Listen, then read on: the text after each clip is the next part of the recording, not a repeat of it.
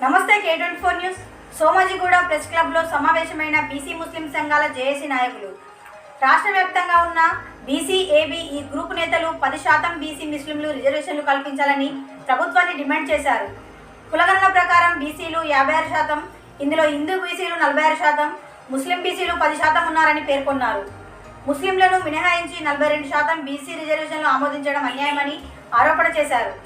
మైనార్టీలకు హామీ ఇచ్చిన బడ్జెట్ పూర్తిగా కేటాయించారు. ముస్లింలకు కార్పొరేషన్లు ఏర్పాటు చేయకపోవడం, నామినేటెడ్ పదవులు కల్పించకపోవడం అభ్యంతరకరం అన్నారు. ముస్లిం బీసీలకు 10% రిజర్వేషన్లు కల్పించకపోతే రాష్ట్ర వ్యాప్తంగా ఉద్యమిస్తామని హెచ్చరించారు. ఈ కార్యక్రమంలో రాష్ట్ర వ్యాప్తంగా పలు ముస్లిం బీసీ సంఘాల నాయకులు పాల్గొన్నారు. రాష్ట్ర సంచార ముస్లిం తెగల సంఘం state working president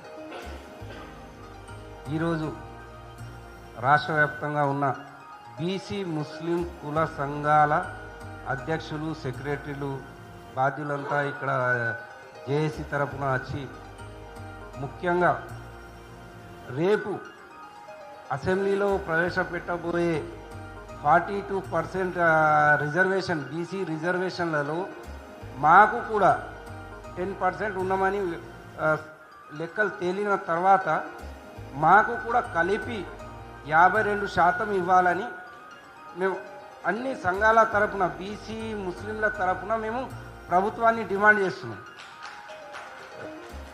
Rahul Gandhi जिसकी जितनी साझेदारी उसकी उतनी బాధ్యదారి అన్నది.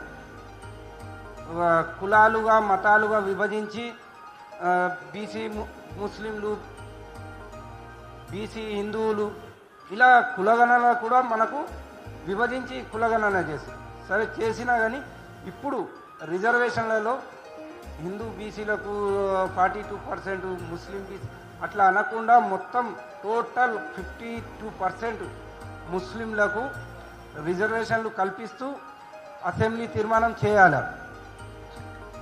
రెండవది